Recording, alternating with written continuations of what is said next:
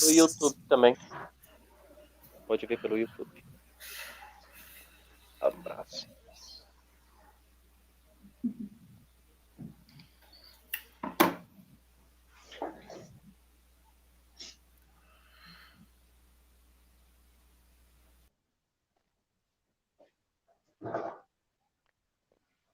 Boa tarde para todas as pessoas que estão acompanhando esse momento tão gostoso, porque poder refletir sobre um assunto que nos engrandece como pessoa humana e nos conecta com a diversidade, podendo celebrar as conquistas, poder refletir sobre o que precisa surgir de novo na cena social e poder ter consciência da história que nos trouxe até aqui é sempre um prazer enorme.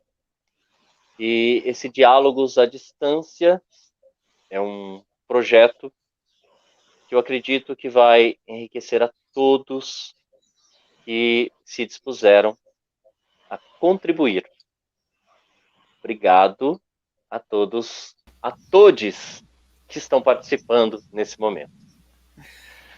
Professor, queremos Oi. muitíssimo, né, nessa sua breve apresentação. Quero, em nome da Uniaselv, do senhor Adriano Avelino, que nos representa, né, como coordenador aqui do Polo Uniaselv em Pouso Alegre, e propositalmente, né, deixei ele fazer a sua abertura, que é muito para nós prazeroso, principalmente para mim, particularmente, poder trazê-lo, né, mais uma vez para dialogar conosco. Né? Essa não é a primeira vez, né, professor, que aceitas aí o nosso convite para poder compartilhar. Eu gosto sempre de usar essa frase, né, trocar figurinhas, poder dialogar, trazer experiências. Né? E quero agradecer os nossos intérpretes também, professor Eduardo, daqui a pouquinho a professora Thalita, e a todos que estão presentes. Né? Eu não posso deixar aqui de mencionar a todos que estão ligados conosco. Né? Estava fazendo rapidamente ali olhando a lista de inscritos, Rio Grande do Norte, Rio Grande do Sul, Paraíba, Ceará, Bahia, Minas, São Paulo, Rio, muita gente, né? Que está acompanhando, e não podemos deixar de lembrar que este mês de setembro, né, um mês alusivo aí ao Dia do Surdo, né? E nós que fazemos parte da comunidade surda, que estamos, né, sempre trazendo assuntos relevantes para que a sociedade como um todo possa refletir sobre quão sério, né, são essas temáticas que nós trazemos, e saudar aí a comunidade surda, né, por nos dar esse privilégio de poder estar no seu meio, né, porque eles nos ensinam, estão sempre ensinando e a gente vai sempre aprender. Professor Eduardo, seja bem-vindo. Quero só deixar aqui que não precisam colocar os seus nomes no chat. Se tiver alguma pergunta para ser direcionada ao professor, podem fazer, né? Nós teremos aí, o professor vai dialogar conosco por 30, né, no máximo 40 minutos, e depois quem quiser fazer as suas perguntas, fiquem à vontade. Antes de terminar a live, eu vou disponibilizar a lista de presença para que todos possam aí, né, assinar a lista de presença e depois, mais tardar, receber o seu certificado. Lembrando também que esse Diálogos à Distância, né, foi idealizado por nós aqui no campus Pouso Alegre, e por trás de todo essa organização estão aí os nossos alunos do curso Licenciatura e Bacharel em Letras Libras, do Polo Pouso Alegre. Seja bem-vindo, professor, mais uma vez, muito obrigado. A palavra é sua. Só vou trocar as janelas aqui com os intérpretes. Fique à vontade, seja bem-vindo.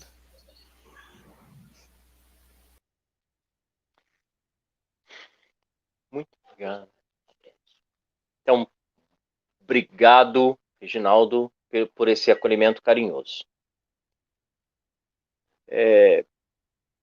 Para todas as pessoas que nesse momento, né, têm uma preocupação particular, ou muitas vezes uma preocupação que é imposta academicamente, uma preocupação imposta legalmente no que se refere à educação das pessoas surdas, eu começo a minha fala dizendo que é necessário pensarmos na palavra humildade, e não no sentido espiritual, mas também.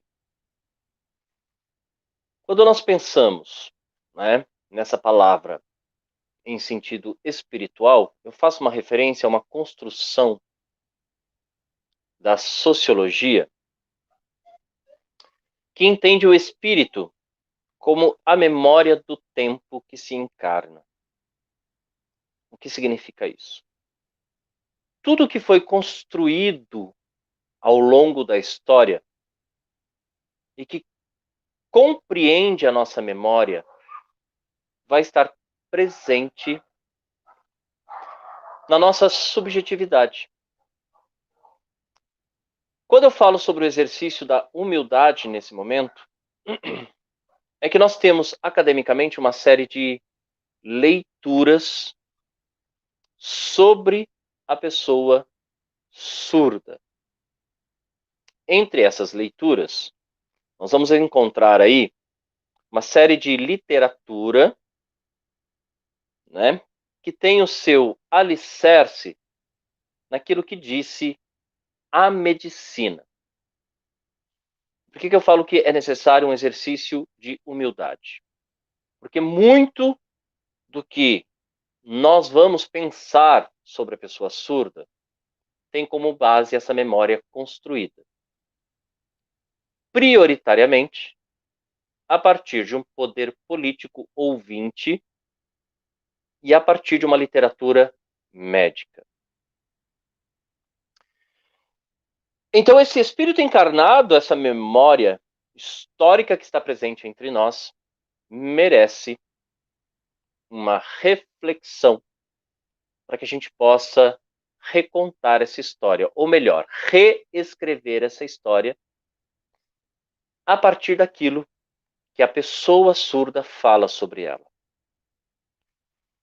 Porque essa subjetividade, em uma avaliação muito pessoal, como alguém que tem formação em educação, arte, história da cultura e em educação e saúde, ela é constituída sobre uma história relacionada ao surdo e não uma história que é do surdo. Por que eu falo isso? Vamos lá.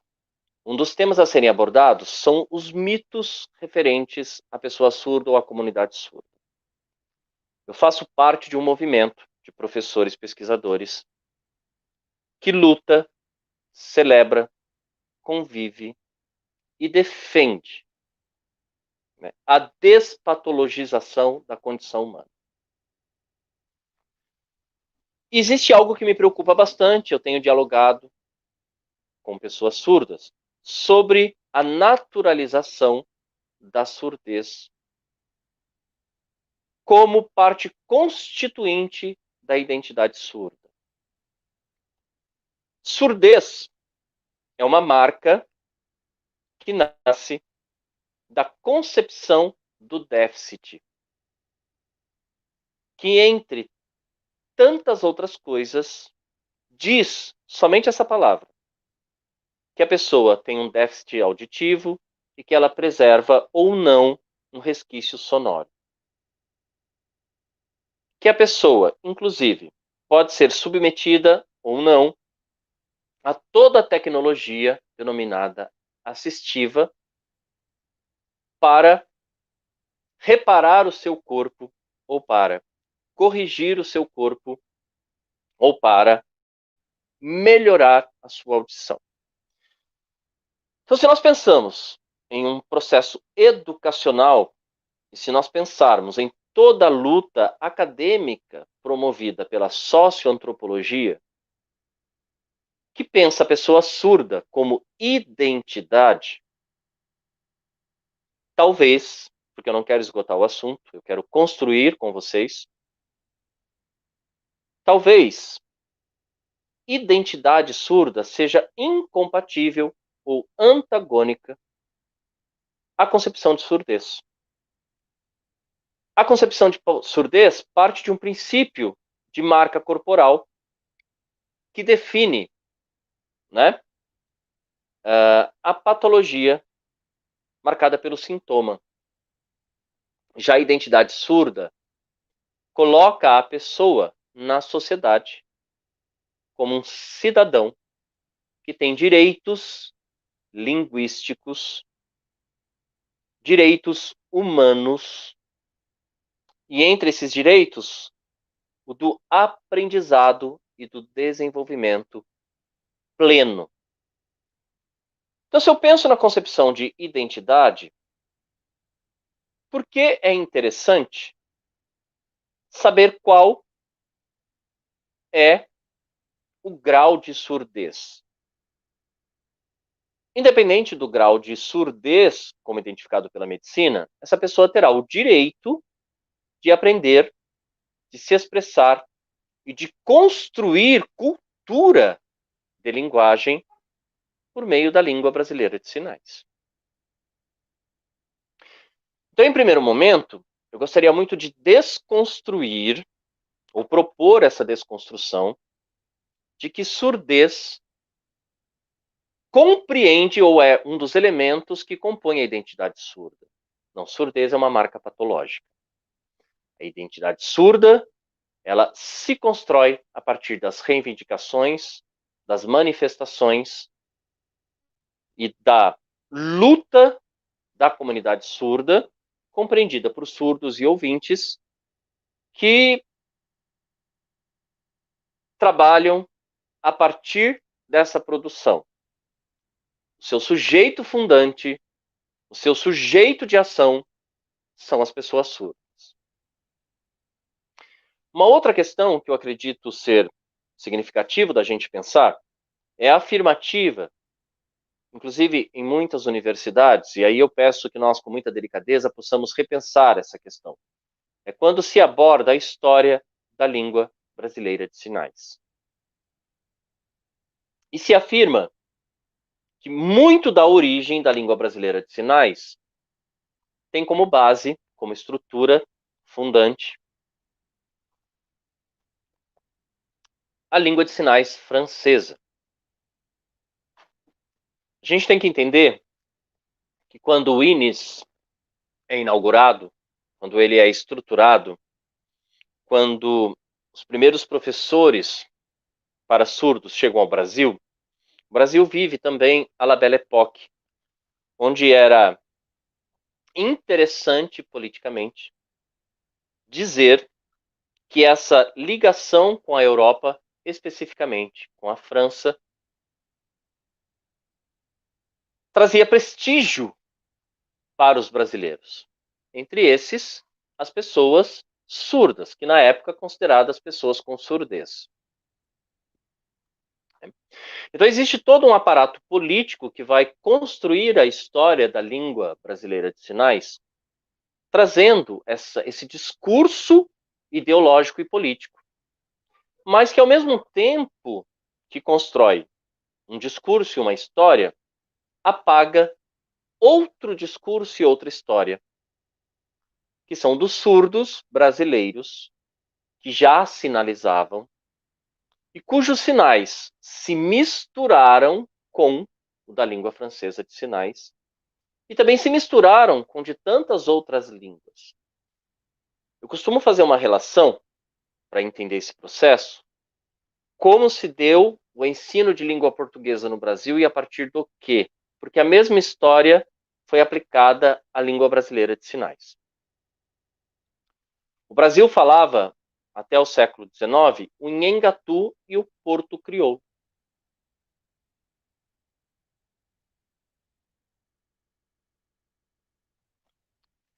E por um acordo com a coroa portuguesa, se oficializou a língua portuguesa oralizada e escrita.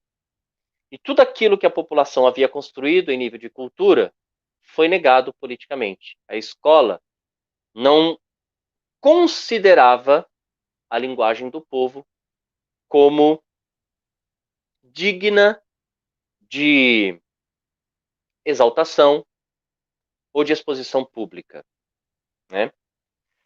Então, para entender isso, quem falava em Engatu, isso é muito próximo da nossa cultura até hoje. E Porto Crioulo falava cuié, cuispi, cuimê. E hoje isso é considerado errado por muitas pessoas, e não é. Preservação da nossa cultura, está presente. O mesmo aconteceu com a língua brasileira de sinais, né? E acontece. Eu disse em uma palestra em Minas Gerais, né, no Instituto Federal de Tecnologia do Sul de Minas, a convite do Reginaldo, que o dicionário de Libras ele é importante, mas ele apresenta a variante padrão da língua brasileira de sinais. E nenhum dicionário dá conta de apresentar a riqueza da língua brasileira de sinais. Aqui em São Paulo, por exemplo, no Museu da Imagem, tem um grupo de poetas surdos chamado Corpo Sinalizante, em que a literatura ela é produzida por meio de textos imagéticos, puramente por meio da língua brasileira de sinais. E aí tem sinais que não compõem, até pela necessidade da criação poética, né? Essa variante padrão da língua, esse sinal dicionarizado. Porque se existe um princípio na literatura, é o espírito de poesia. E poesia é todo sentimento subjetivo, externado a partir da leitura de mundo. Então, para a gente entender um poema cheio de poesia, poema é essa estrutura que também em língua brasileira de sinais a gente tem que repensar, porque obedece a uma estrutura corporal, né? E penso que o poema, quando apresentado em língua brasileira de sinais, ele é um poema pelo qual o corpo se entrega. Então eu tenho aí sinais corporais, eu tenho aí sinais manuais e sinais provenientes da expressão facial. Então você tem aí uma entrega, né, dessa língua que parte do corpo para a construção poética. Entretanto, numa universidade aqui em São Paulo, eu propus fazer uma pesquisa com um grupo Corpo Sinalizante, e só para vocês entenderem de onde eu parto também, para a gente pensar nessas questões dos mitos. Eu queria estudar o grupo Corpo Sinalizante, mas fazer um trabalho de pesquisa somente visual. E essa proposta foi negada, porque eles queriam que eu transcrevesse toda a sinalização para a língua portuguesa. Eu preferi desistir da pesquisa e a minha fala foi: isso não pós-doutorado. Outro que eu faria. Eu preferi desistir da pesquisa porque eu disse transcrever para a língua portuguesa é empobrecer a poeticidade construída por esse grupo e eu não quero. Então, acima até do desejo de fazer um outro pós-doutorado, acima de alimentar muitas vezes o nosso ego curricular, veio o respeito à comunidade surda e ao trabalho de literatura das pessoas surdas que vem sendo construído tão ricamente. Por que eu falo isso? E há uma resistência muito grande por parte das universidades. Já é tempo também da gente desconstruir, sabe, a certeza, desconstruir a certeza de que sempre aquilo que é apresentado em Libras obrigatoriamente precisa ser transcrito para a língua portuguesa. Aí é para a gente pensar nessa questão. Eu gosto muito de trazer a visibilidade um pouco da cultura urubucapor. Né? Porque ao mesmo tempo que o Brasil, por meio da Lei 10.436, reconhece a língua brasileira de sinais como segunda língua, e eu quero falar sobre essa questão de segunda língua, porque em nível de estudos de linguagem tem toda uma discussão sobre. Né? Alguns dizem, não, a Libras não é a segunda língua do Brasil, porque o signwriting, o método de escrita de sinais, não foi adotado, então ela não tem escrita, toda a documentação, todo o registro, toda a memória produzida no Brasil, mesmo que seja por uma pessoa surda, ela tem que escrever em língua portuguesa.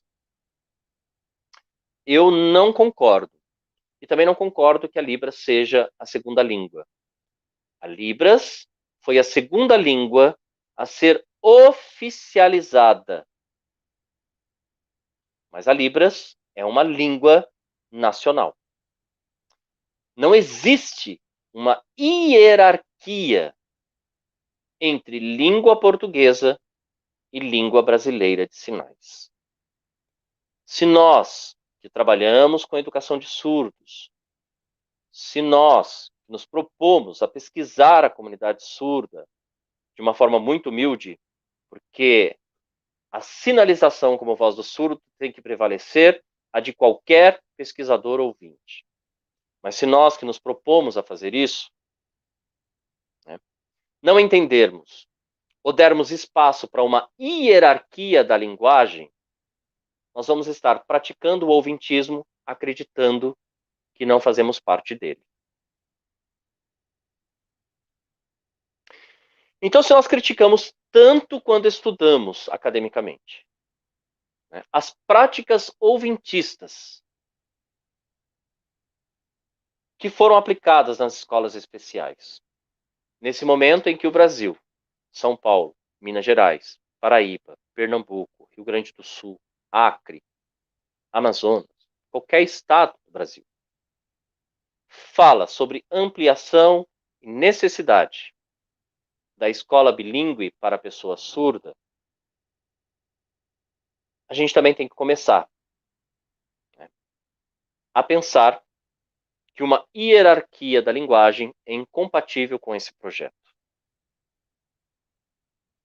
O que eu quero dizer com isso? É preciso desconstruir o mito de que a língua brasileira de sinais é a segunda língua do Brasil, ou de que a língua brasileira de sinais não é possível, por meio dela, de registrar a cultura surda em sua plenitude.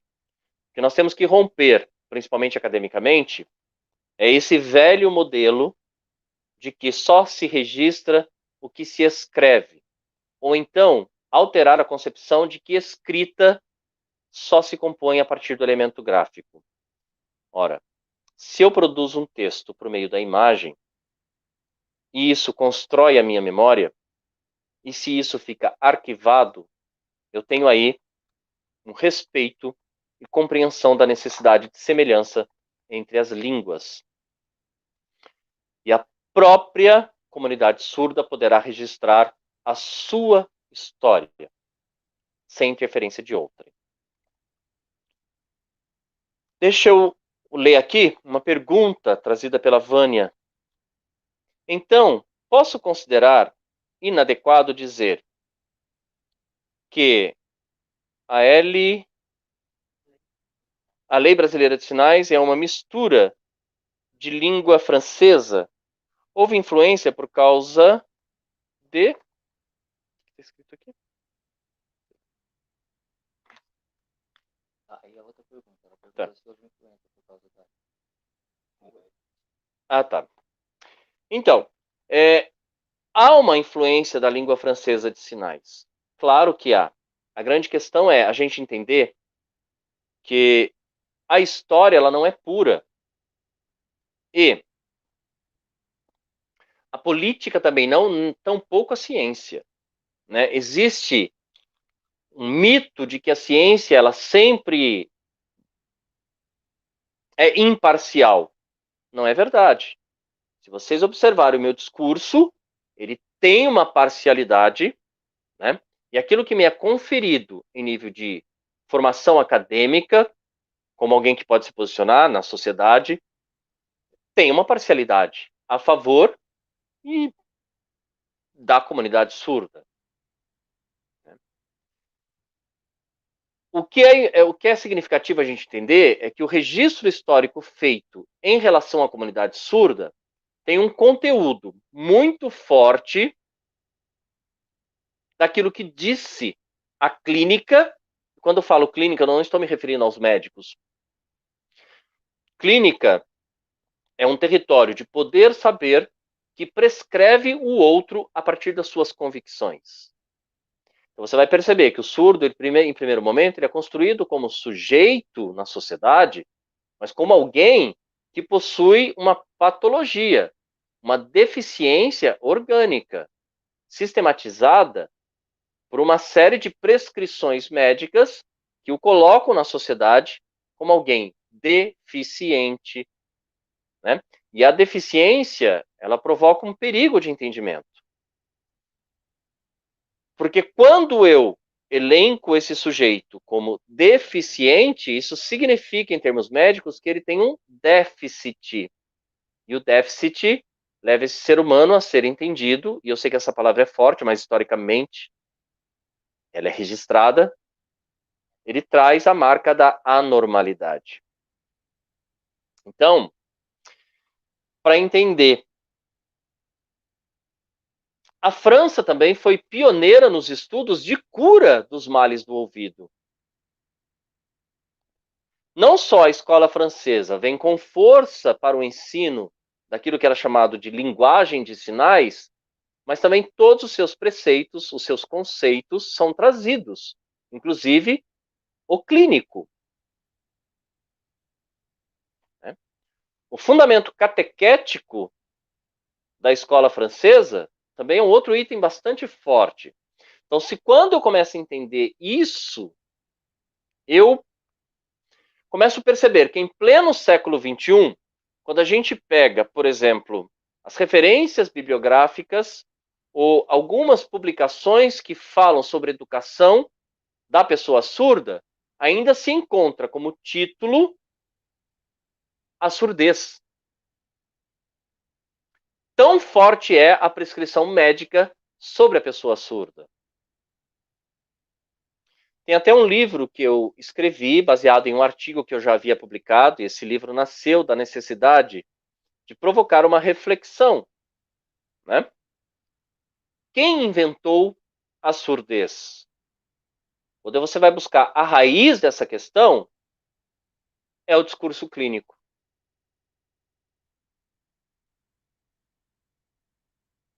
De que lado está a escola? Aí é uma outra provocação. Se a escola parte da concepção de cidadão, de identidade surda, não caberia o elemento surdez como parte constituinte dessa pessoa. Então, sim, existe uma influência, né? Mas agora a gente tem que pensar o seguinte: eu tenho feito algumas lives, ouvido pessoas surdas, cadeirantes, e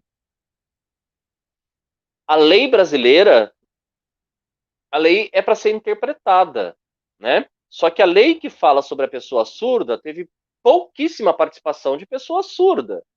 Então nós criticamos o Congresso de Milão, que decidiu a partir dos ouvintes sobre a vida do surdo, mas a lei brasileira também não foi construída com participação efetiva das pessoas surdas. E a lei, tanto a LBI, como a Lei 10.436, como o Decreto 5.000, como as especificações em relação aos PCDs, elas são capacitistas. Quando nós pensamos no capacitismo, né, esse termo que é tão criticado na atualidade, a gente tem que começar a entender que a redação da lei, aqui no Brasil, ela é capacitista, porque ela reforça os termos deficiência, ao invés de diversidade. E aí você pode falar, mas então não é necessário que se tenha visibilidade a partir da concepção de pessoas com deficiências? Olha só, isso está tão enraizado em nós, está tão subjetivado, que esse discurso se repete. E a gente não se dá conta que educação inclusiva já é um termo envelhecido. Nós deveríamos pensar em educação acolhedora. Que singularidade na pluralidade revelaria muito mais a potência da pessoa surda do que o conceito de deficiência. Nós somos uma sociedade plural. Nós somos uma sociedade plural porque somos singulares. E quando eu penso na questão da singularidade, eu proponho algo para a gente pensar, como professor, como alguém que escolheu licenciatura como formação, como alguém que trabalha com a escola, como alguém que trabalha com o ser humano. O nosso sujeito, o nosso objeto de trabalho é a pessoa humana, o seu aprendizado. Então eu penso que quando nós pensamos na singularidade, a gente deixa de focar no déficit, ou na concepção de déficit, mas a gente começa a pensar na potencialidade daquela pessoa. E potencialidade é tudo aquilo que pode vir a ser a partir do que aquele ser humano me oferece. Então eu não vejo mais nele um déficit, uma limitação, mas um potencial. Eu tenho usado muito essa frase. Todo ser humano aprende, cada qual em seu tempo, e em cada tempo segundo a sua singularidade. Então é um convite à reflexão, já que a proposta é falar sobre mitos fundantes, pensar que a força que o conceito de surdez exerce sobre professores, sobre medicina, sobre a própria comunidade surda, precisa ser repensado. A surdez, de uma certa forma, desumaniza a relação. Porque a palavra, embora ela se banalize pelo uso, ela permanece com o seu conceito latente, o seu conceito primeiro latente. E surdez indica patologia. Então, mesmo que ela seja aplicada de uma outra forma, mas eu não quis dizer isso, mas disse. Então, pensar, né, na identidade surda, de fato, como elemento político, como método de mudança, como tecnologia de empoderamento e como uma forma de todos nós, surdos em primeiro momento e ouvintes como contribuintes dessa ação na sociedade, pensar na importância de surdo com S maiúsculo. A segunda questão é questionar, refletir e analisar profundamente a história que nos foi contada sobre língua brasileira de sinais. E buscar referências tantas, o que não será fácil, porque o que já está escrito nos é acessível mais facilmente.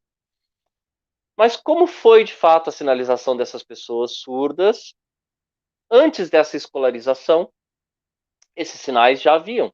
E o quanto esses sinais, que já eram desenvolvidos aqui no Brasil, né, foram inseridos juntamente com a influência da língua francesa de sinais e tantas outras.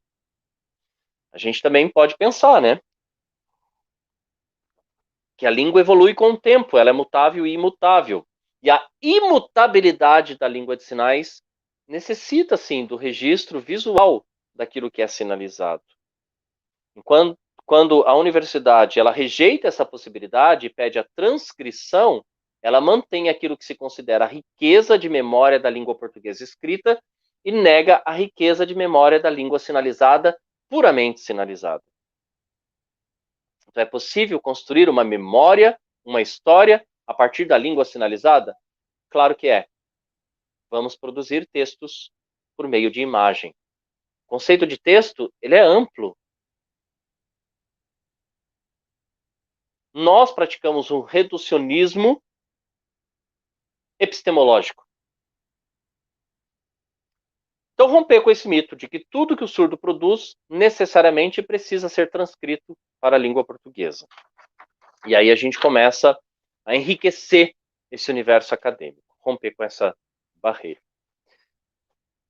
E eu acho que o que mais me preocupa hoje, como pesquisador, como professor, com alguém que convive e celebra as vitórias, ainda é, o que mais me preocupa e incomoda, é essa obrigatoriedade do registro sempre em língua portuguesa e também a questão da surdez estar sendo naturalizada como parte constituinte da identidade surda.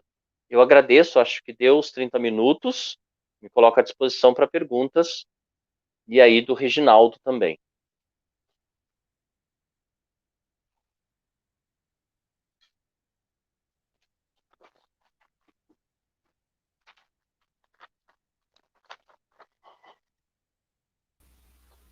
É sempre bom lhe ouvir, poder aprender, né? A gente sempre aprende. Eu costumo dizer isso a todos os alunos. Nós estamos sempre aprendendo e mais uma tarde de aprendizado.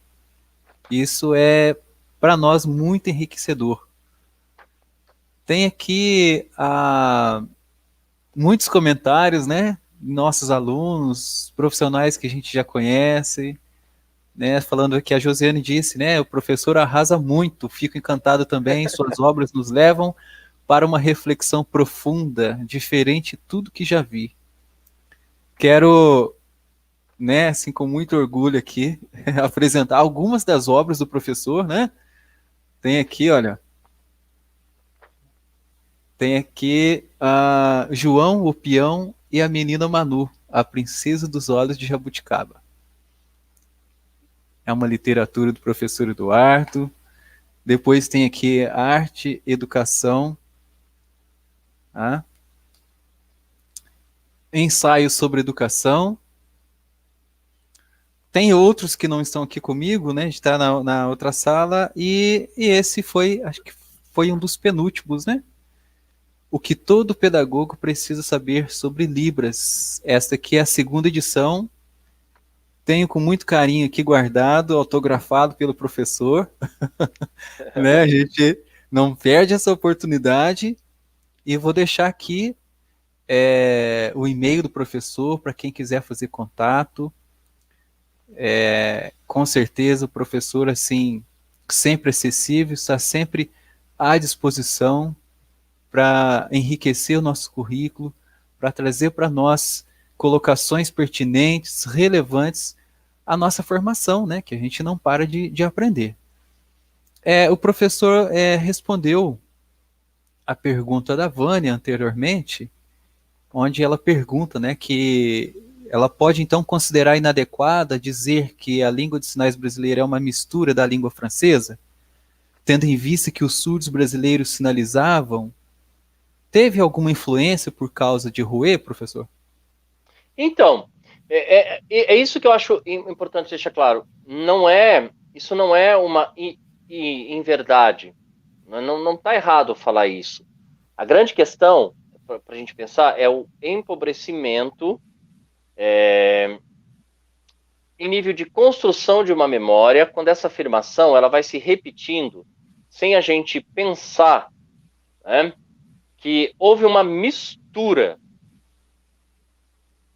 Então, assim, os ensinamentos trazidos de França tiveram uma importância, mas eles não foram os únicos ensinamentos. Algumas tribos indígenas, por exemplo, já sinalizavam. Se a gente for estudar a história das tribos Urubu-Capor, eles eram considerados uma comunidade indígena bilíngue. E dificilmente você encontra esses registros, por exemplo, quando você vai discutir educação de surdos, não é? Ou a língua de sinais. E o Brasil tem uma questão bastante complicada desde sua formação, que é depender de uma lei específica para se ter uma língua considerada nacional. Muitos outros países não é assim, né? O Brasil, sim, ele publica, ele define que a partir daquela data, determinada língua é uma língua nacional, o que aconteceu com a língua brasileira de sinais. Os surdos sempre sinalizaram, né? Sempre criaram sinais, assim como qualquer outra língua, o processo de criação parte da comunidade que a usa. Então, o marco inicial não é a escola francesa, nunca foi e nunca será. mas o registro político sobre a história da língua brasileira de sinais vai exaltar a escola francesa. Então depende a partir de que olhar a gente está trazendo, ou repetindo, ou inovando, construindo, desconstruindo um estudo sobre a história da língua brasileira de sinais. Se a gente começar a se afastar um pouco disso que sempre foi dito e foi subjetivado, começar a estabelecer uma aproximação, e quando eu falo aproximação, não é só ter um amigo surdo, não é somente a gente trabalhar numa escola de surdos, mas a gente começar, de fato, a aprender mais com a pessoa surda, porque muitas vezes a gente pega uma série de trabalhos também de mestrado e doutorado, e sempre é o que o professor fala do surdo, quais são os problemas da escola da pessoa surda, e a comunidade surda, muitas vezes ela vira uma coadjuvante dentro de algo que está falando sobre ela. Eu tenho tido muita cautela, até quando me convidam para falar hoje em dia, né? Assim, muita cautela mesmo.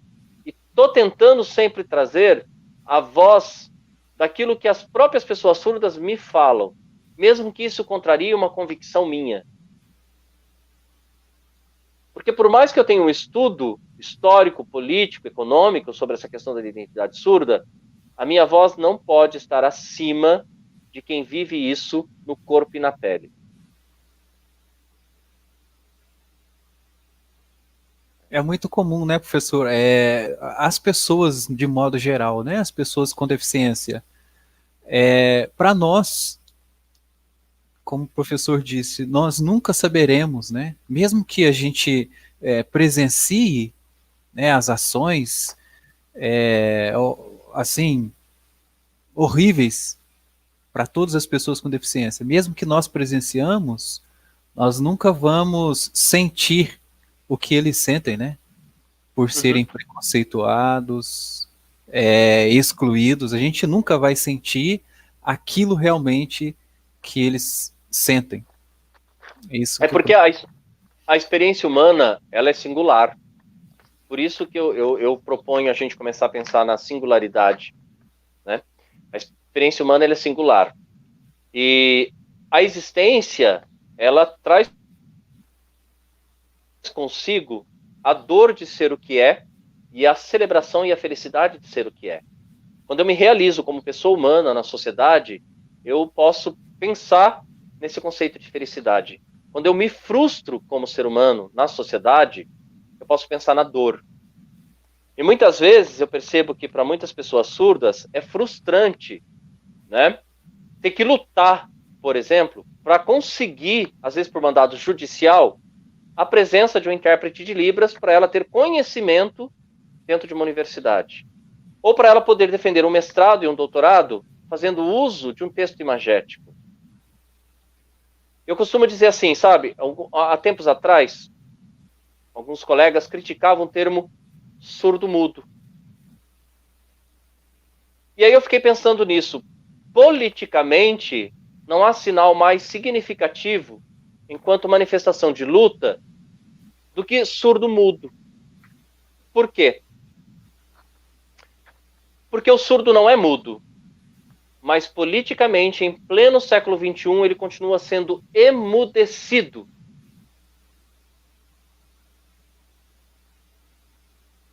Então, há de se pensar nesse sinal como um indicativo de força, resistência e de denúncia.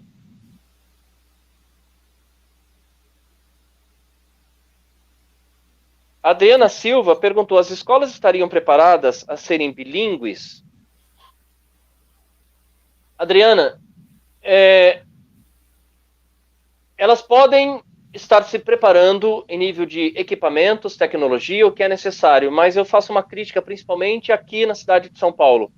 Eu gostei, o meu estágio pós-doutoral foi feito numa escola bilíngue aqui em São Paulo, onde eu estive presente durante um ano, e eu gostei muito da estrutura, gostei dos professores, gostei da equipe, todo mundo usa Libras, as crianças aprendem por meio de Libras, mas tem um item que eu não gostei, e isso está acima do poder da administração escolar. quase toda a capacitação dada ao corpo docente é feita por intermédio de profissionais da saúde. O pedagógico é silenciado. Segundo, a pessoa surda formada em letras libras ou formada em pedagogia, ela é colocada na escola como monitor de libras e não como professor regente da sala. Por quê?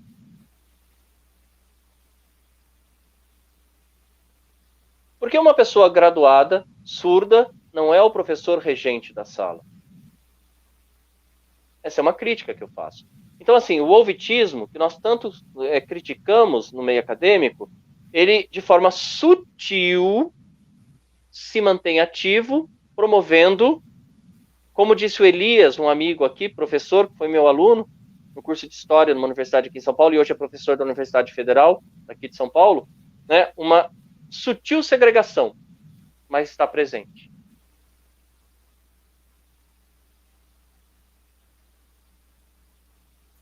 É isso. E eu não tenho mais, assim, uma coisa pessoal, sabe, Reginaldo, se você me permite, por favor. Sim, sim, professor, fica à vontade.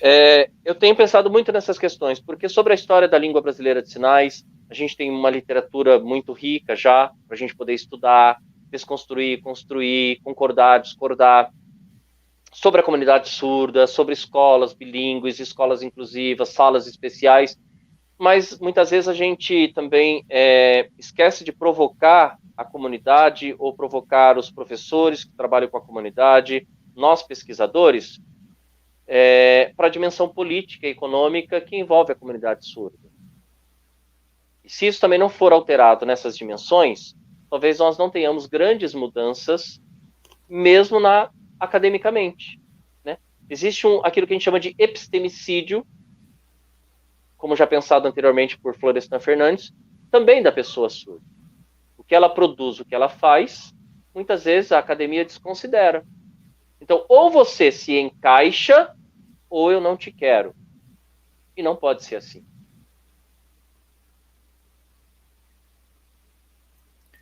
Exato. Tem uma última pergunta aqui, professor. Maria Cristina Neto, vou tentar descrever aqui, olha, nós não perderemos se as obras em libras, sem ser transcrita, pois nem sempre todos conhecem libras e não dispõem de um intérprete? Eu acho que a gente pode pensar na relação histórica que se construiu. Os surdos perderam muito, né? E parte daquilo que as pessoas concebem como déficit do surdo, na verdade é um déficit cultural promovido pela própria política do Brasil. Então, quando um surdo vai à universidade e ele não tem um intérprete, ou o professor não é bilíngue, ou um sinal extremamente acadêmico, né? Você propõe ler, de repente, Michel Foucault, e esse conteúdo, muitas vezes, se afasta da língua de sinais, dificulta, ou o surdo entende de uma forma mais facilitada uma teoria tão complexa, a gente há de pensar que o surdo perdeu ao longo da história muito, né? A sua condição humana foi desrespeitada. Então, quando a gente também pensa, a gente não vai perder muito porque não é passado para a língua portuguesa, eu acho que a gente tem que começar a entrar num território de igualdade de preocupação, né? Vamos aprender Libras. E na verdade, percebendo essa dificuldade de entendimento, que nós teremos a provocação interna da necessidade de aprender. Porque também não tem a escola bilíngue, ela não pode se tornar uma outra pele para nominar a escola especial. Ela não pode se tornar o espaço destinado à pessoa surda. Mas ela precisa, de fato, formar um cidadão consciente da sua história, da sua memória, do seu lugar na sociedade, de alguém que produz uma cultura brasileira. E se nós pensarmos, né, em termos político, eu sei que isso já causou um certo dessabor em alguns lugares, mas a língua dos ouvintes é uma língua portuguesa, uma herança aí, né, forte da coroa. Já o surdo tem uma língua legítima brasileira. Então vamos pensar nessa questão. O Brasil não adotou a língua gestual portuguesa. Nós temos uma língua brasileira de sinais. É nossa, né? É nossa. Professor, aqui muitos comentários, né? Todos agradecendo. A gente fica. Vou sempre dizer isso, a gente está sempre aprendendo. Mais uma vez, muito obrigado. A Denise Santos, ela deixou aqui, né? Professor, o senhor falou em salas inclusivas, mas nós sabemos que ainda existem muitos surdos em sala de aula sem um intérprete. Isso acontece muito, principalmente aqui no interior. É uma realidade que... O que o senhor diz sobre isso? A gente... Então, olha, esse é o tipo de pergunta que eu gosto de ouvir e às vezes eu penso se eu devo responder publicamente. Gente, porque existe uma preguiça moral, né, por parte do poder público, que coloca em cena uma série de questões que muitas vezes nos convence, inclusive. Quando eu falo convence, eu estou sendo irônico. Ah, não tem demanda. Em tal cidade só tem uma pessoa surda. Em tal cidade só tem duas. Por que não faz implante coclear? Porque cabe somente à pessoa surda essa decisão. E se há uma pessoa, já há demanda. Porque é direito, isso está previsto na Constituição, né? Moradia, saúde e educação. A LBI também fala, né, que nós temos que provocar, permitir, pensar no planejamento dos espaços, promovendo acessibilidade para todas as pessoas. Tem um conceito chamado deficiência bioecológica. O que é isso? Eu não vejo mais a deficiência na pessoa, mas eu vejo no ambiente. Então, o que falta no ambiente para que essa pessoa seja plena? E aí eu começo a observar, tem rampa, sabe libras, né? O bebedouro é rebaixado, existe lavabo, vaso sanitário para atender a pessoa com nanismo, etc, etc, etc. E aí eu observo o ambiente, não a pessoa. Então existe uma certa preguiça moral e um discurso que muitas vezes parte de uma dimensão econômica para que se reconheça, inclusive, a demanda. O que é a demanda? Então eu tenho que ter 100 pessoas surdas na cidade, senão não tem demanda? Ora, se eu tenho uma pessoa e se me comprometo com a Constituição brasileira e penso que esse é um direito, logo eu tenho demanda. Então, se eu não posso ter uma escola, que eu tenha uma sala bilíngue, mas que eu tenha professores bilíngues, que eu tenha todo o material necessário para colocar em prática a pedagogia da imagem.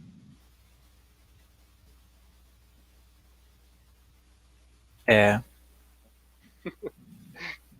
gostoso, né, professor? Quando falamos, infelizmente, né, a gente tem um tempo, né, é sempre prazeroso aprender, e se deixar, a gente fica o dia todo, né? É verdade. São muitos assuntos, muitos tópicos, muitos vieses, que, para quem está na comunidade surda e tem essa base de assuntos, dá para fazer um acampamento, ficar uma semana, ainda vai ter assunto ainda para muito. Dá para fazer Verdade. livros e livros, né, professor? Mais uma vez, meu querido, muito obrigado, professor, pela gentileza de poder compartilhar o seu vasto conhecimento. A gente fica extremamente grato pela partilha, pela acessibilidade, pela simplicidade que o professor demonstra sempre de poder trazer para nós muitas reflexões e que enriquece cada vez mais a nossa perspectiva de fazer aí uma sociedade, né, menos excludente, porque não dá nem para relacionar aqui, né? Bom, quero agradecer a todos os participantes aí que fizeram perguntas até agora, todo mundo falando que foi muito bom. Vamos fazer agora, né, a mudança aqui. E, professor, se puder aguardar uma foto no final, né, para a gente fazer uma despedida. Ótimo. Até já, muito obrigado. Bom, pessoal, muitos perguntaram aqui qual é os livros do professor, né? Vou falar aqui, olha. Eu acho que esse aqui é o mais antigo. Arte e Educação. Lembro que o professor havia dito que acho que já estava esgotado, tá? Arte e Educação. Depois tem aqui Ensaios sobre Educação. São excelentes livros para você que está. Não são muito grosso, né? São poucas folhas. Esse aqui dá para fazer uma leitura em uma sentada. Esse daqui, o João Peão, né, literatura, também bem curtinho. Esse foi um dos últimos, O que todo pedagogo precisa saber sobre Libras. São excelentes livros. Tenho certeza que quem adquirir vai gostar muito. Eu vou colocar aqui novamente o contato do professor Eduardo, que ele disponibilizou para nós, tá? Fique à vontade de contatá-lo.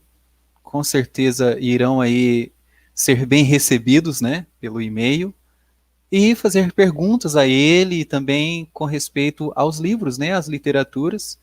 Pode ser que o professor ainda tenha lá escondido alguns, né, aqueles que estão esgotados na editora, alguém pode ainda conseguir com o professor. Né? Façam esse contato que vocês irão gostar muito. Quero agradecer o Oswaldo pela mediação. Agora nós vamos convidar a professora Thalita. A professora Thalita é professora surda, residente em São Paulo. Ela trabalha no Instituto Celi. E eu vou fazer a mediação aqui, né? A professora vai falar para nós, né, um pouco da sua experiência nessa questão da interdisciplinaridade. E eu vou fazer a mudança aqui dos intérpretes para que a gente possa acompanhar a professora, tá bom?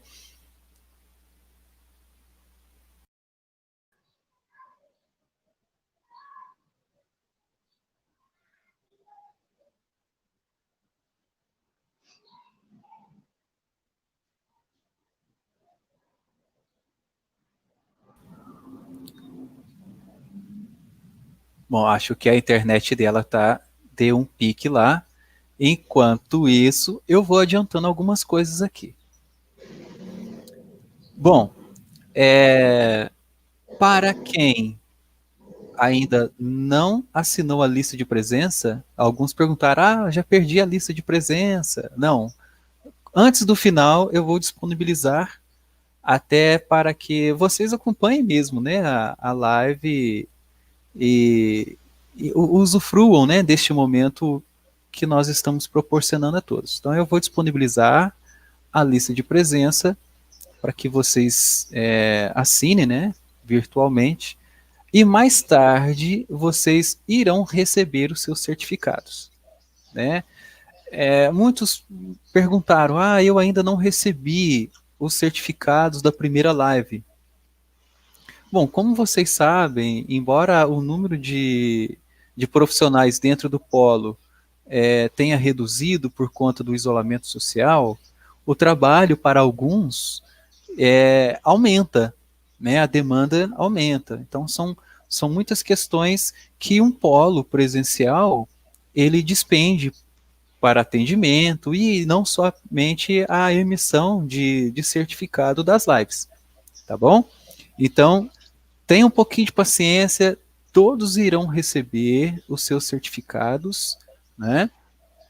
Podem ficar tranquilo que está tudo registrado, vocês, principalmente aqui, né? Estamos ao vivo, está tudo registrado.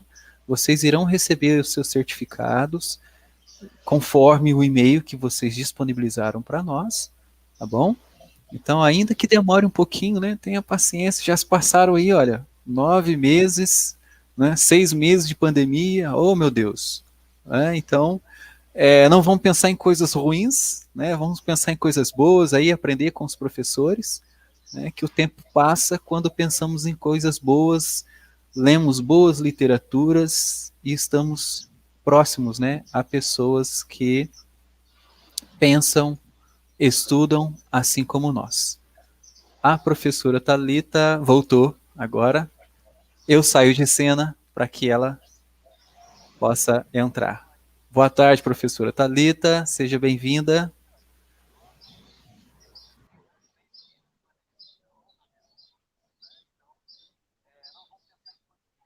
Muito obrigada. Olá, tudo bem? Bom, esse é o meu sinal. O meu nome é Thalita, né? Eu sou surda e eu trabalho, né, numa escola bilíngue, no CELIS, esse é o sinal. Né? Lá nós trabalhamos com o ensino de surdos, mas o foco é só surdos, não. Nós temos também outras deficiências também, como, por exemplo, a pessoa que tem autismo, alguma deficiência intelectual, algum déficit. Né? Então, nós trabalhamos com foco na língua de sinais, mas também outras disciplinas, como matemática. Por exemplo, nós temos esse sinal aqui, que é um sinal.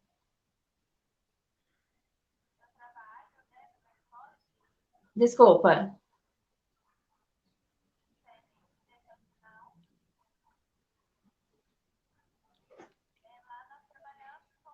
Esse sinal aqui, nós trabalhamos, né, na questão assim, que tenha a ver com a vida, com o cotidiano deles, né? Então, dentro da sociedade, dentro da família, por exemplo, nas situações externas, como idas ao banco, ao supermercado. Então, eu ensino, né, focado nessa área, né? Mas no momento, né, a escola ela está fechada por causa do coronavírus, nós estamos tendo aí esse ensino à distância, né? Puxa, um desafio, né?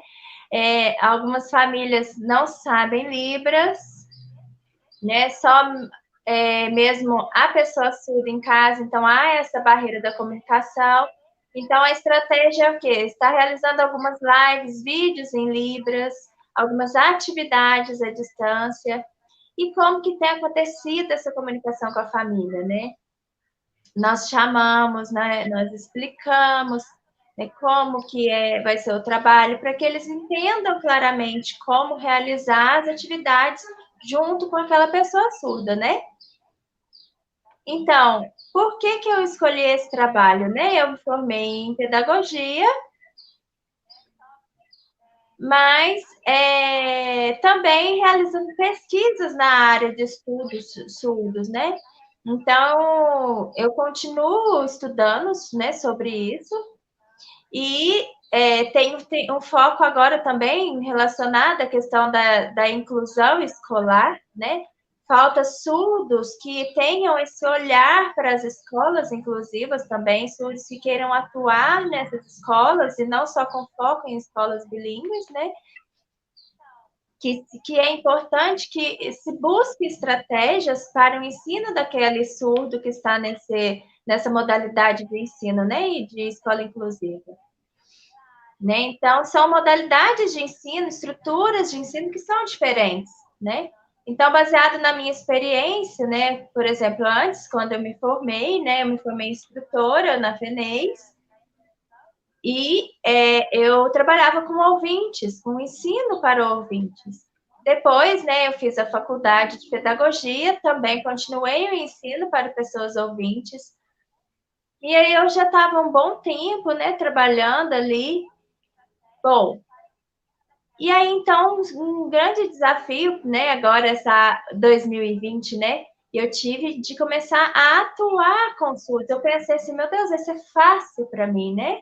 Afinal de contas, a Libras natural, a minha língua natural, mas as estruturas são diferentes e como ensinar isso, passar isso também para a família que não tem um conhecimento em Libras, como trabalhar isso dentro das escolas inclusivas, que é diferente do modelo de escola bilíngue. Né? Muitas crianças, às vezes, estavam atrasadas no aprendizado da Libras, né? Então, assim, as crianças, elas são espertas, né? Afinal de contas, o aprendizado dela é visual e isso faz com que elas assimilem mais rapidamente as informações, o conhecimento, e elas conseguiam, sim, se desenvolver rapidamente.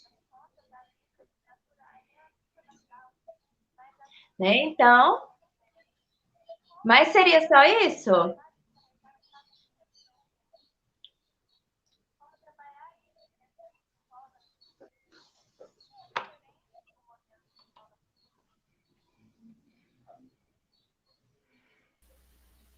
Legal, né, professora? Como que a professora, lá no CEL, junto com outros professores, né, fazem, colocam as questões, né? Por exemplo, português, como a professora falou, matemática, como que os surdos, como que os alunos, como que os professores, eles visam, eles veem essa prática de modo que os alunos possam se desenvolver. Porque nós sabemos que no interior, principalmente aqui em Minas, nós não temos tantos profissionais ou uma escola bilíngue que tenha profissionais fluentes na língua de sinais, surdos professores que estão atuando nessas escolas. O que a professora poderia, né, dar de exemplo como modelo para pessoas, para profissionais que atuam nessas escolas e que não têm essa prática, não têm essa vivência?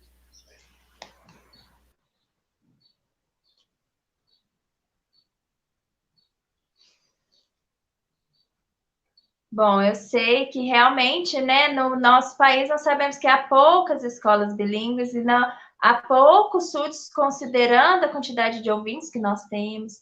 Nós sabemos, né, que, por exemplo, eu tenho uma experiência focada no ensino, né, das disciplinas focada em Libras, nessa área da matemática, mas nós sabemos também que, por exemplo, dentro da sala de aula nós temos diferentes tipos ali de alunos, né, as suas singularidades, há surdos que dominam a Libras, há surdos que não, há surdos implantados, há surdos com autismo também.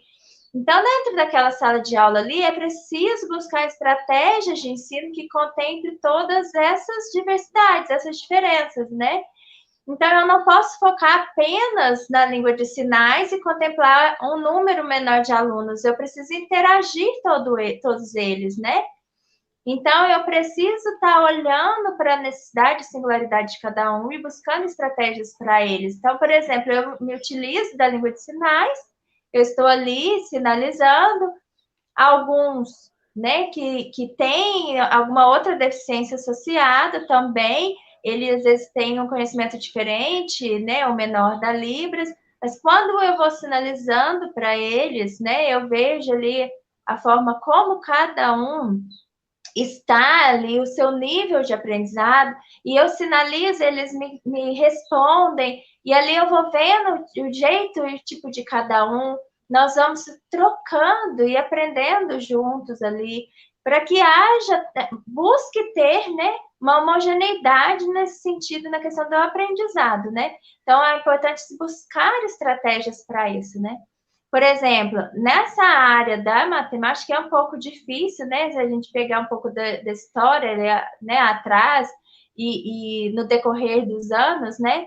Então, por exemplo, né, nós temos ali como que eu vou estar ensinando de forma equivalente a todos eles, né? Algumas situações, né? Então, por exemplo, como que eu posso estar fazendo as contagens? Quais estratégias eu posso utilizar para que todos eles consigam participar, que eles mesmos consigam também ter esse aprendizado, essa assimilação, né? Então, por exemplo, nós sabemos que tem essa heterogeneidade, mas né, nós precisamos buscar estratégias para que o ensino seja equivalente para todos eles, né?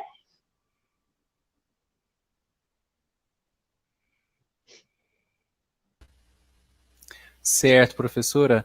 É, aproveitando aqui algumas colocações, né, do público, dizendo sobre é muito importante quando a família tem interesse no aprendizagem da língua de sinais. Tem um filho surdo, a família ela é muito importante, é a base, ela precisa saber da língua de sinais. Como que a professora, né, e a sua equipe lá no CEL lidar com essa situação? os surdos que estudam lá, as famílias sabem língua de sinais? Como que essa família ela é conduzida, principalmente para aquelas que não sabem língua de sinais? Tem alguma prática, algum curso que o CL oferece a essas famílias para se desenvolver em língua de sinais e conversar com seu filho em casa?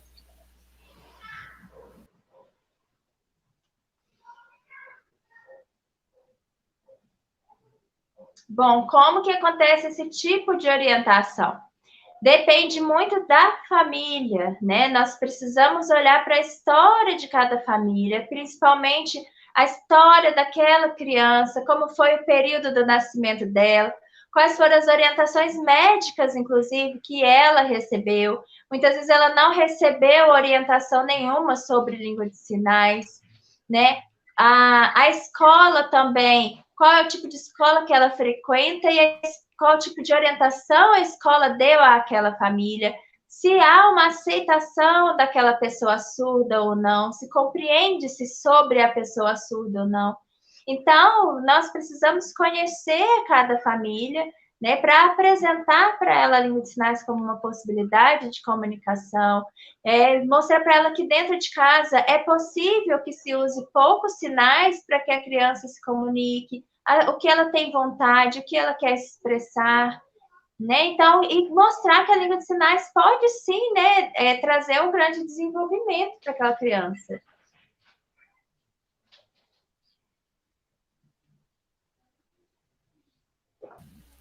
Exato.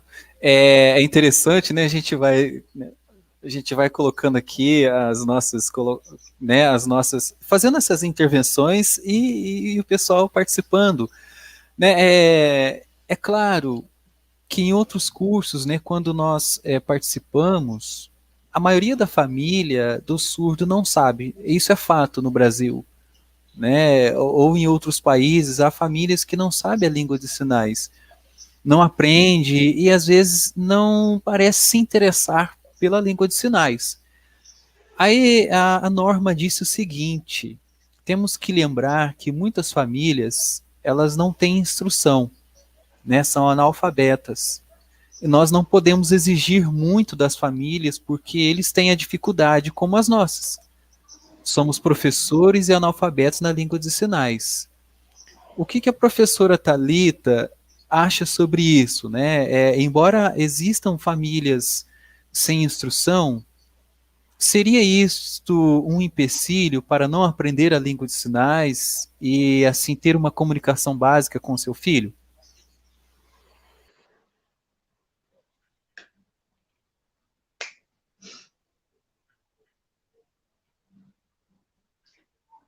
Olha, principalmente aqui, eu acredito que a área médica, ela foca muito na questão auditiva, da questão patogênica mesmo, né? Então, acaba que ela mesma já coloca essa barreira e não apresenta à família outras possibilidades.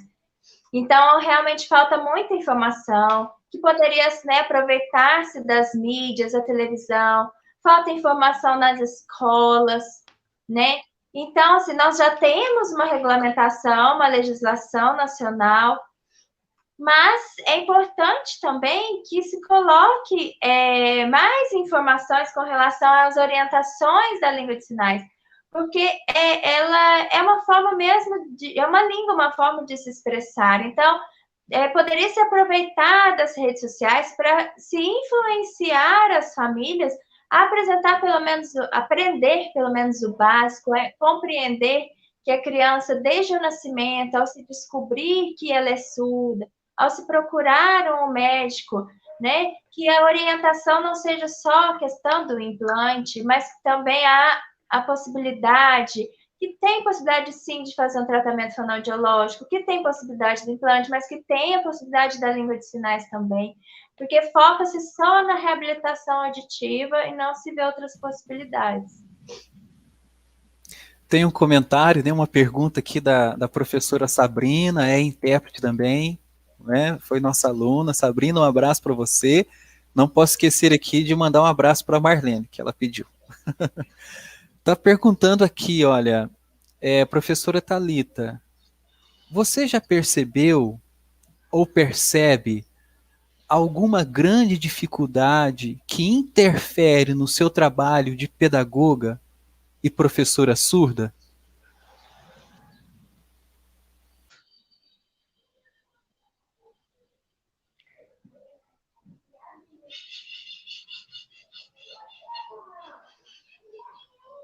Sim, olha. Bom, na verdade, o que atrapalha o meu trabalho por eu ser surda, bom, não. Antes, sim, né? Eu tive um aprendizado, né, até mesmo dentro da área religiosa. Depois, quando eu fui para a FENES, quando eu fui fazer o curso, eu tive uma experiência, né, com o ensino para alunos ouvintes, né? Então, até muitos dizem que eu tenho vocação para o ensino. Mas, por exemplo, na minha experiência, né, que eu tive lá na FENES, e agora ali dentro do CEL, né, é, eu não tenho uma dificuldade, né? Porque as pessoas me reconhecem como uma pessoa surda, né? Eu tenho a habilidade ali no meu trabalho, então eu não tenho dificuldade focada nessa minha experiência, algo que atrapalhe o meu trabalho. Agora, com relação aos desafios que eu encontro, aí sim, pois dentro do meu trabalho há vários desafios focados ao ensino, né, para esse público.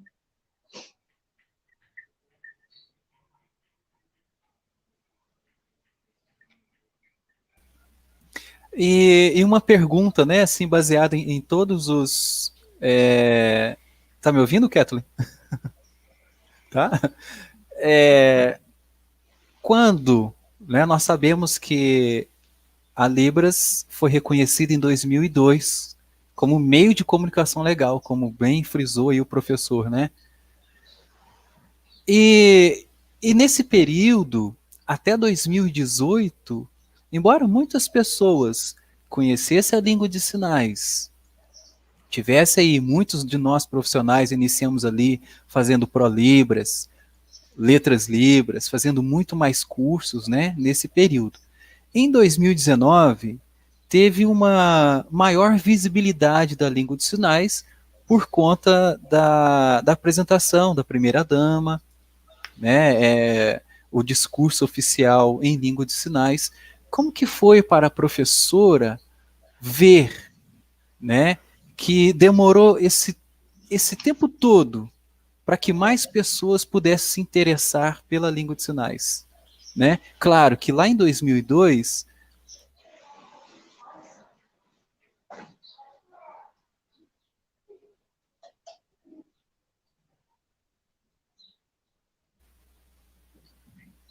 somente em 2019 que muitas pessoas tomaram conhecimento do que é a língua de sinais, e agora no período de pandemia, né? Que a gente vê lives e tem intérprete atuando. Como que foi para a professora essa mudança?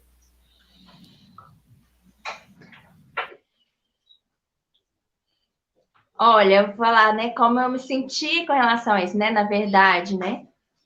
Eu, como surda, né, a sinalização, a Libra sempre fez parte da minha vida, né? Mas no decorrer da minha vida, quando eu fui vendo e participei da criação da lei de 2002, né, eu vi que, na verdade, isso ainda não bastou, né? Ainda faltava muita coisa, ainda faltava valorizar muita coisa, ainda não tinha livros em todos os lugares, não se tinha intérprete, né? Não havia acessibilidade.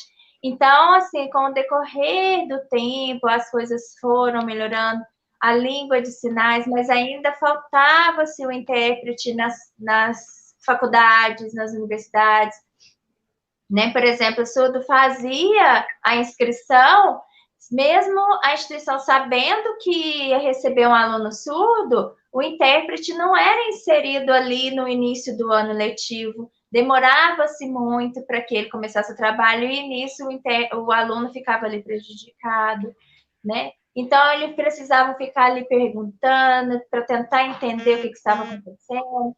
E aí, quando aconteceu, né, essa situação da primeira-dama se colocar à frente, né, na televisão e sinalizar, realmente aquilo foi um marco, né? Foi realmente um momento de valorização da língua que trouxe uma visibilidade. E foi realmente uma revolução em 2019 para a língua de sinais, né? Então, muitas pessoas começaram a se interessar sobre a Libras, querendo se apropriar e aprender, a buscar cursos. Os intérpretes também começaram a ser disponibilizados. E realmente antes disso já havia legislação, mas não tinha-se esse impacto que teve, como foi a partir de 2019. Hoje em dia você vê nas lives, no Instagram, no Facebook, você vê muitas informações acessíveis. Isso me deixa com um grande orgulho, né? Muito feliz, né? Então, agora, em qualquer momento que eu quero saber alguma informação, eu consigo receber ela de forma acessível. Então, nós não temos como negar, né, que foi realmente um impacto, uma marca muito grande e reconhecimento nacional da língua de sinais, né? As pessoas começaram a se preocupar e a pensar. Eu imagino que o futuro possa melhorar ainda mais, eu acredito sim.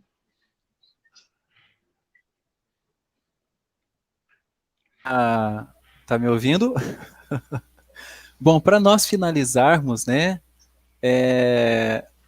o que a professora Thalita, Estado de São Paulo, pedagoga, né, pode deixar uma contribuição para todos estes, né? Nós temos muitos aqui falando, eu quero fazer letras libras, eu quero aprender mais, principalmente quando o professor Eduardo vem com a desconstrução da inclusão, né? Mas sim um acolhimento, porque nós sabemos que a sociedade ainda, em pleno século XXI, exclui, segrega, né? A professora, como protagonista da história, né? Como pedagoga, temos aqui professoras a Fabrícia, temos a professora Rita, que são professoras surdas também, e que estão sempre lutando, né, para o seu espaço, para que possam levar a língua de sinais efetivamente às escolas, para serem professores dessas unidades. Como o professor Eduardo disse, aqueles profissionais que são formados em algumas instituições, estão lá como tutores. Por que não como professores? Né? O que a professora poderia ir já assim de deixar para nós, né? Como que é? Porque nós não conhecemos, a maioria de nós não conhecemos efetivamente uma escola bilíngue e a professora está dentro dela. Como que é essa escola? Só para aqueles que não conhecem, né? Entender qual é o papel da escola bilíngue na sociedade.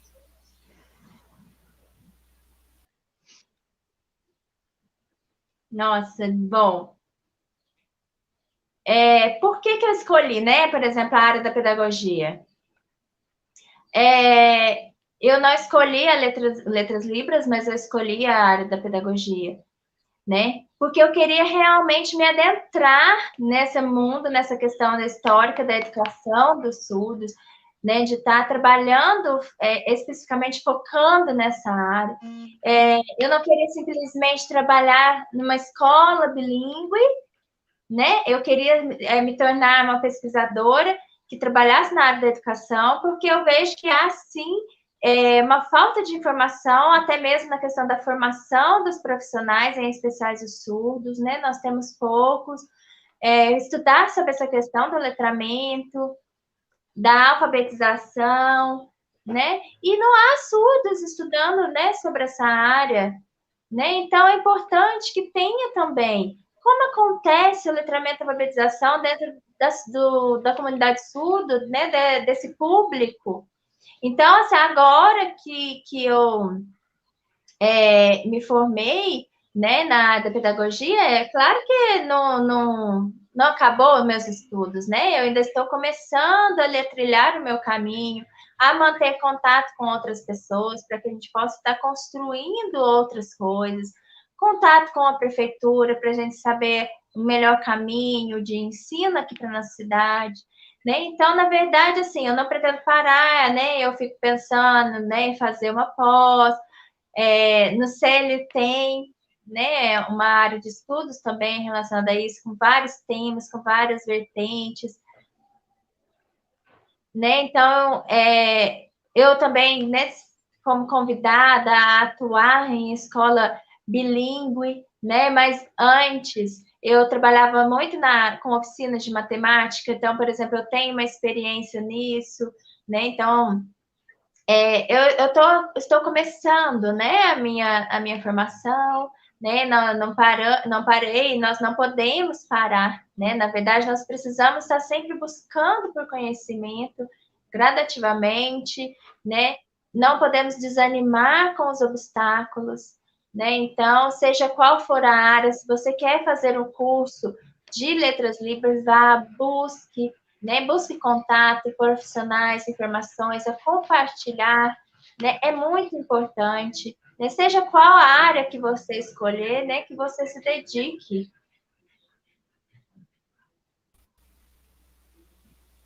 Muito obrigado, professora, pelas suas considerações.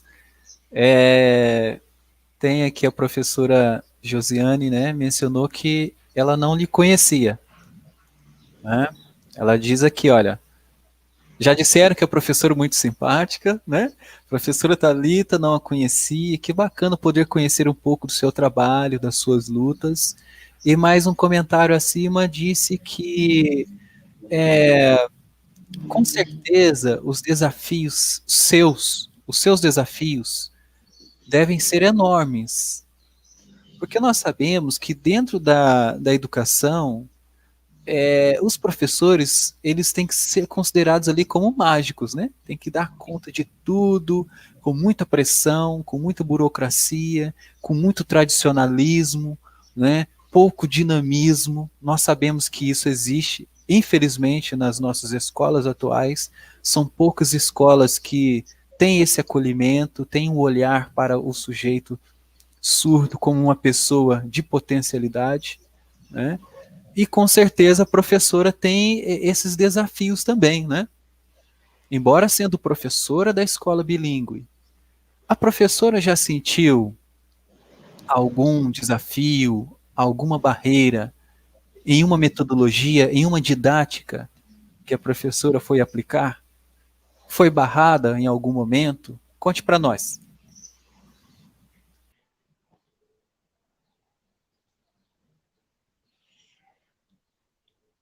Olha, na verdade, né, com relação à metodologia, à estrutura, né, a didática, né, o trabalho, né, do ouvinte do surdo é totalmente diferente, né?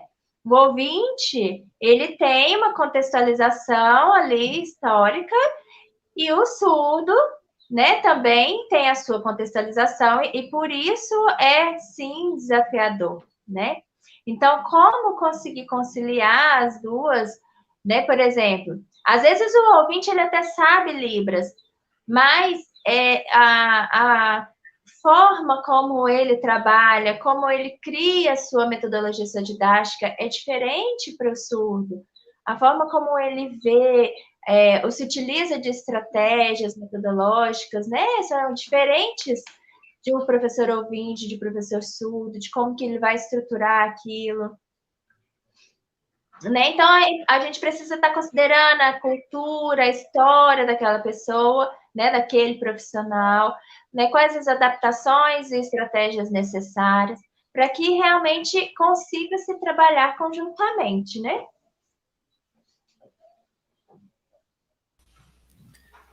É isso. É inspirador para nós que atuamos com a comunidade surda em saber que nós não podemos fazer tudo, né? Nós não podemos sozinhos, e ainda que com poucos ou um grupo menor, nós não vamos conseguir aí mudar tudo que nós desejamos.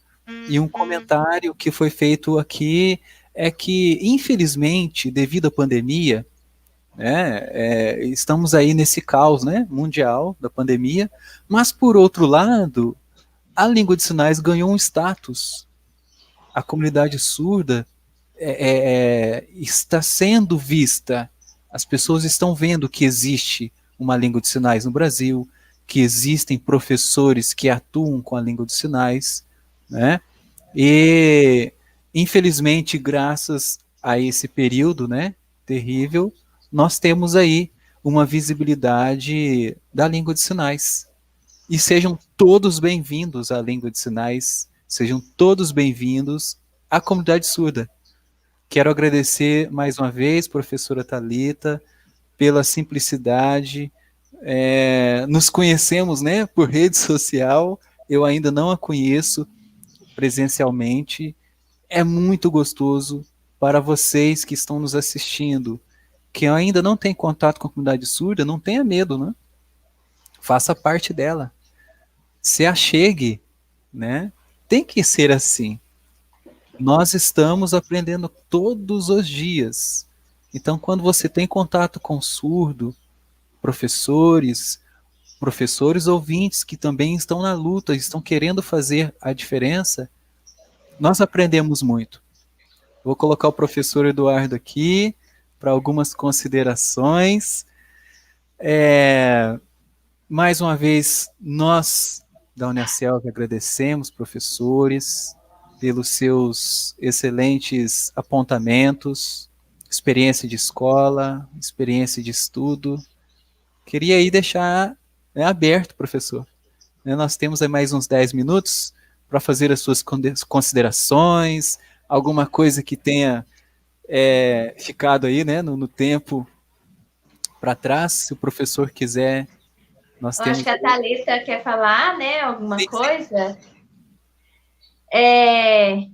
Né, vocês, né, por exemplo, na área da educação de surdos, você que quer ter contato e quer aprender mais, né, sobre como se relacionar com o surdo, ou se você recebe um aluno surdo, você não precisa temer. É importante que você tente se aproximar e manter esse contato. Às vezes você pensa assim, meu Deus, eu tenho um aluno surdo, como é que eu vou ensiná-lo? Há estratégias, né? Você pode utilizar do seu corpo através de mímicas e gestos para se aproximar dele e ir aprendendo com ele, né? Então, é importante que haja esse contato com o aluno surdo.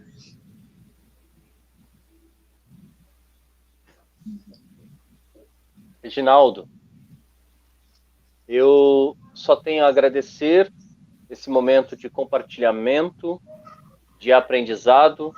Eu moro aqui em São Paulo, também não conheço a Thalita pessoalmente, mas eu quero conhecer.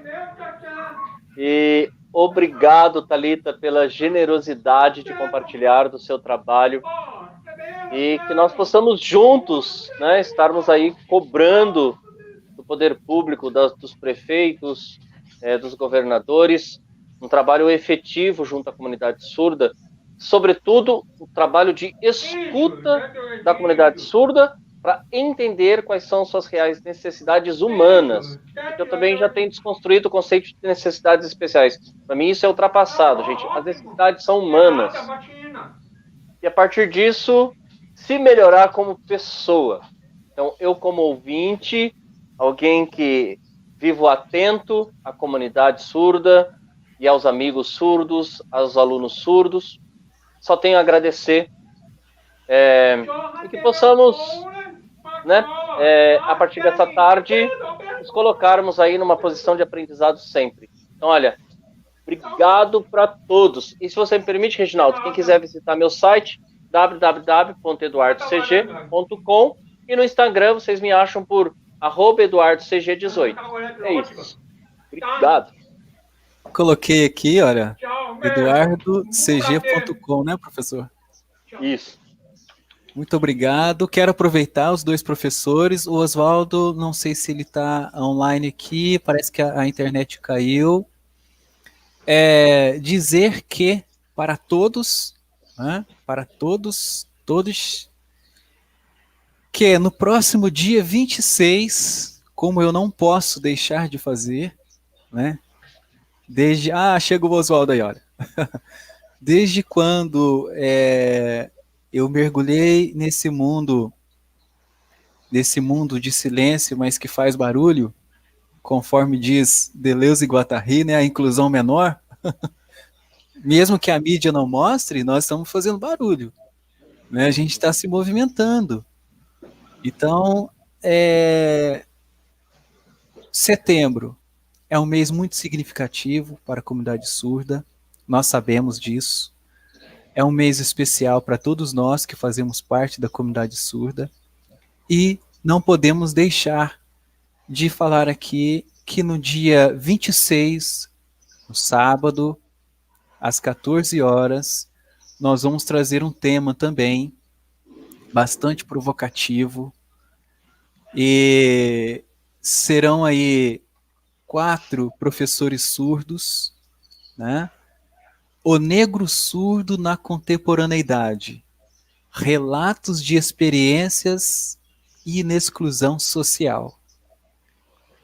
Então nós aguardamos todos vocês que possam estar conosco no dia 26 para mais essa live, né, realizada pela Uniaselv. E no dia 25, deixa eu pegar aqui rapidinho, no CESEP, nós teremos, o CESEP é uma escola, é uma fundação educacional da cidade de Machado, em Minas, e o professor Fábio Brezier, né, com muita alegria, fui convidado, eu e a professora Silvia, para falarmos sobre a educação de surdos e a formação docente na perspectiva inclusiva, entre saberes, conflitos e possibilidades. Então, no dia 25, às 19h30, à noite, 7h30, nós vamos fazer essa live também. Depois eu vou compartilhar na rede social para quem está seguindo a gente. Né? Não esqueçam, deixe o seu like aí embaixo, né? Conforme todo mundo fala, deixe o seu like aí. E no dia 26, nós teremos a live do 21º Setembro Azul do Polo Pouso Alegre da Uniaselv. Então, o surdo negro na contemporaneidade. Teremos mais uma já em novembro, só que lá no dia 26 eu comento com vocês, divulgo aí para todos que possam estar conosco mais aprendizado. Na língua de sinais, no mundo surdo, estamos sempre aprendendo. Quero agradecer a Kathleen pela mediação tradutória, nosso querido Oswaldo. Muito obrigado, Oswaldo, pela parceria, amizade de sempre. Mais uma vez, o professor Eduardo. Não deixe de entrar em contato com o professor Eduardo aí, né, para saber dos livros. Né? É assim, a gente precisa ter essa afinidade, ter contato. E é só assim que a gente aprende. Professora Thalita, mais uma vez, muito obrigado. Abraço a todo o Celi, a professora Carla Patrícia. Professora Carla Patrícia, deixa um abraço nosso para ela. Talvez vocês estão tendo esse contato, né, à distância. E deixo aqui o meu abraço, mais uma vez agradecer a todos que estavam presentes, a Uniaselv pela oportunidade. E não se esqueçam, quem não assinou sua lista de presença, corre lá, assine e aguarde seu certificado, que chegará não tão breve, mas vai chegar lá no seu e-mail. Tá bom? Então, queremos agradecer aqui a todos. Vamos fazer aquela foto, né? Vou preparar aqui para a gente fazer uma foto legal.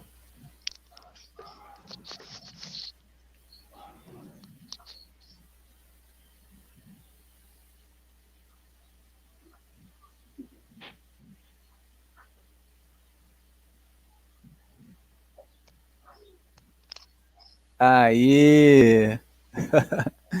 Então, pessoal, para quem está online, nosso grande abraço, gratidão a todos, muito obrigado e a gente se vê.